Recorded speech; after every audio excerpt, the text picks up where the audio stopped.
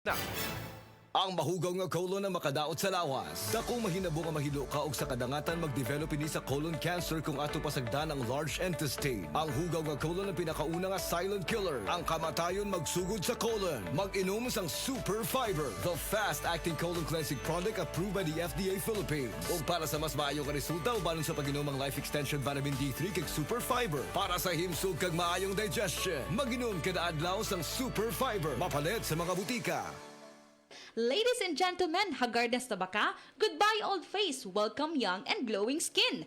Ang Moringa Joy Capsule ay dato sa ginatawag nga vitamins A, C ug E. Mao kini ang bitamina nga taas sa antioxidant. Makatabang kini og produce sa collagen ug rich niini sa mga anti-aging properties. Is an excellent source of oleic acid ug amino acids nga magapamoisturize sa imong panit, na vitamin C ug beta-carotene ug nagapasinaw sa mga dark spots ug hyperpigmentation.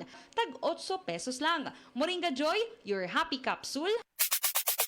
Subay sa panuki-nuki gikan sa Enero hangtod sa Setyembre tuig 2022. 6.4% sa mga Pilipino ang diabetes mellitus mo'y hinungdan sa kamatayon. Ang akong gipamati, malipong ko, taas akong sugar. Daghan jud kayong pasalamat sa Koy Herbal Capsule. Ang akong sugar ni minus na, imbis 200, nahimo na lang 180. Nawa nang akong panglipong. Inom kanunay sa the original Koy Herbal Capsule. Makatulo sa usa ka adlaw. Aprobado sa FDA. No approved therapeutic claims.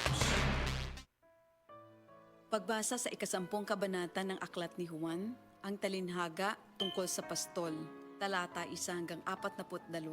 Pakatandaan ninyo, ang pumapasok sa kulungan ng mga tupa nang hindi sa pinto nagdaraan kundi umaakyat sa di dapat pagdaanan ay magnanakaw at tulisan. Ang tunay na pastol ay sa pintuan nagdaraan. Pinapapasok siya ng gwardya at pinapakinggan ng mga tupa ang kanyang tinig.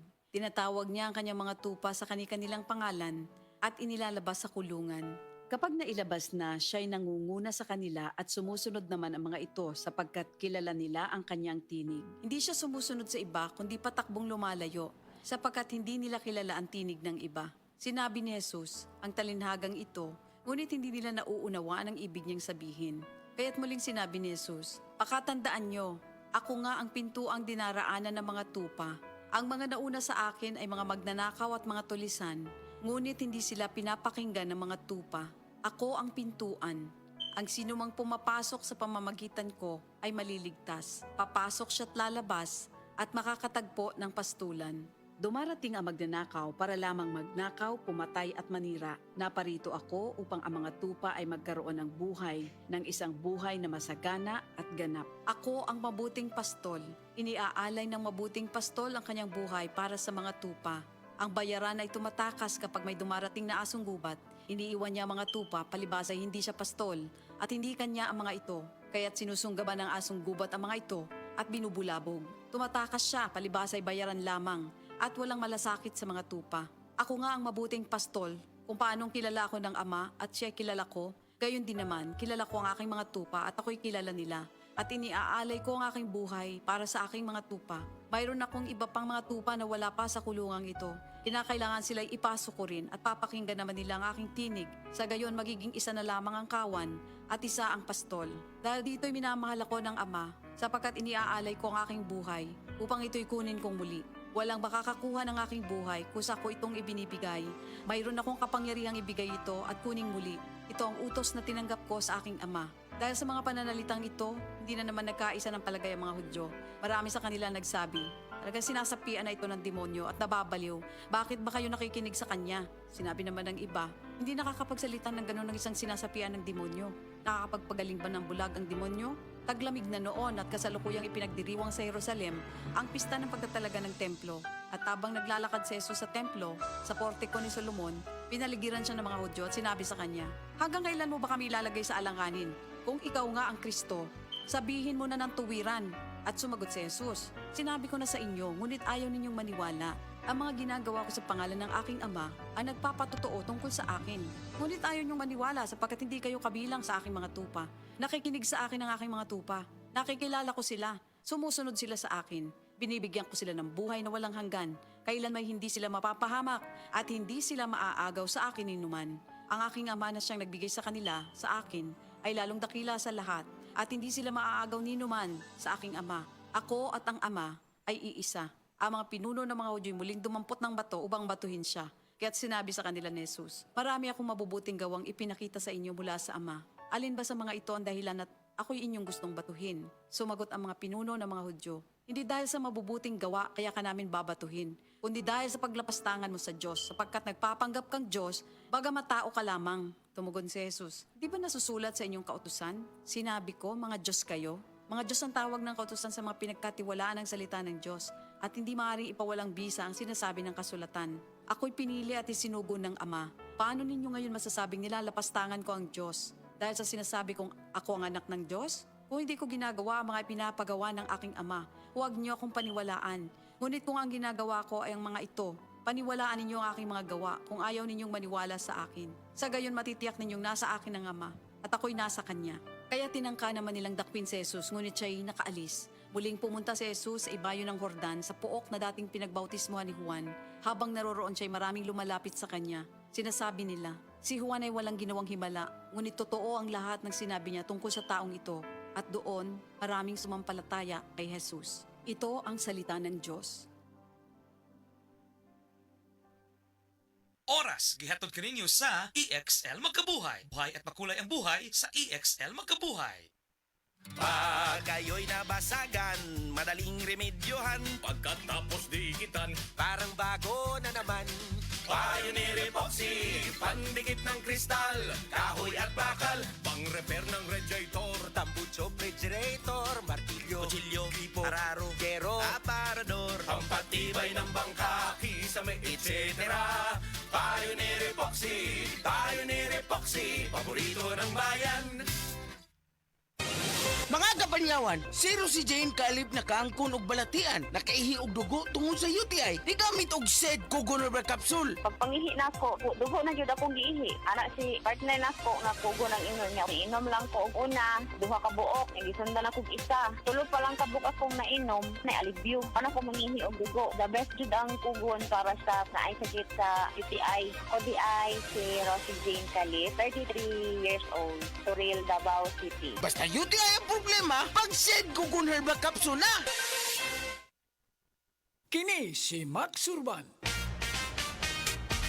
Kape nga gipaabot sa masa, Sid Panyawan Coffee, pait apan lami iyang timpla. Sid Panyawan Coffee, paras mga batan-on ug tigulang. Sid Panyawan Coffee, sa panglawas makatabang. Sid Panyawan Coffee, kape nga pangmasa, kaping dili mahal, gaan sa bulsa, sa grocery ayaw ninyong kalimti. Ang Panyawan Coffee, paborito ni Lulu ug ni Lula. Panyawan Coffee, tilawi lang aron mo tuo ka. Panyawan Coffee, pila kahigop lang mo bastog ka. Panyawan Coffee, sa quality kontento ka.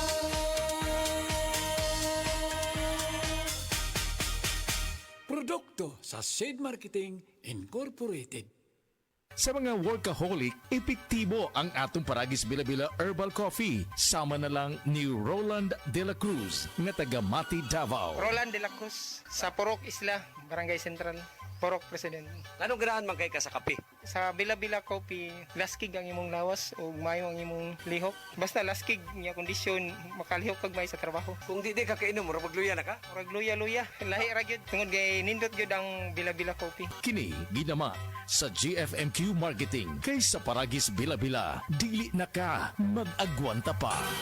Ako si Radyoman Benji Tanghian, kining balita hatod kanato sa Paragis Bila-Bila Herbal Capsule na ilhan isip herbal nga kapsula nga makatabang og daghang benepisyo sa kalawasan. Mao kini ang all-in-one nga herbal. Makahatag og kaayuhan sa ato ang mga selula sa lawas, makatarong sa nindot nga flow og limpyuhan ang imuhang dugo nga modagkayday sa ato ang kasing-kasing. Ug karon sa atong balita, nakatala na ang Department of Health kun DOH sa Central Visayas og 133 ka mga tawo ang nadisgrasya sa kadalanan dinhi sa rehiyon na sukad niadtong Disyembre 21 hangtod niadto nga pizza do sa human kini mapunig upat ka mga bag-ong kaso sa aksidente diha sa kadalanan nga na-admit sa Vicente Soto Memorial Medical Center. Sa 133 ka mga ihap 91 niini mga driver nga adunay gikabangga samtang ang uban na self-accident. 26 usab ka mga pasahero ang nangaangol samtang 13 ang mga pedestrian o mga gibanggaan. Og laing 3 ka mga pasahero ang nangaangol sa aksidente kinsa anaa sa atubangan sa driver o kilid sa driver naglingkod. Sumala pa sa DOH nga wala sila magkuwang sa pahimangno ngadto sa mga LGU nga ilahang abisuhan ang ilahang nga makonsentwente nga kinahanglan nga mag-amping gyud sa pagbiyahe. Kadtong balita hatod kanato sa Paragis Bila-Bila Herbal Capsule. Alang sa kumpleto nga kombinasyon gamita lang ang Paragis Bila-Bila Plus Herbal Capsule. Paragis Bila-Bila Herbal Capsule na uban sa pagpangapi sa Paragis Bila-Bila Herbal Coffee ug ang pagpanghaplas sa Paragis Bila-Bila Liniment Oil. Gama sa GFMQ Marketing sa Paragis Bila-Bila dili na ka mag-agwanta pa. Sa dugang kasayuran tawag lang sa 0935-641-0261. Ang Paragis Bila-Bila mapalit sa Diding's Pharmacy sa Manalili Street, Cebu City, Bestway Pharmacy sa Mandawi City, Healthway Pharmacy, JV Butika sa Cebu, Mandawi, Liloan o Osmeña Boulevard. Mapalit usab sa JY Pharmacy sa 32 Osmeña Building, Osmeña Boulevard, Cebu City. Ako si Radyoman Benji Tanghian, DYHP, Tatak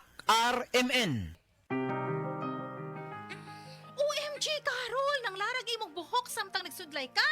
Mauni akong problema, nang larag akong buhok. Ikaw, baga kaayo imong buhok. Kaligon pa, naipay nanubo. Wa kay uban, unsa imong sekreto?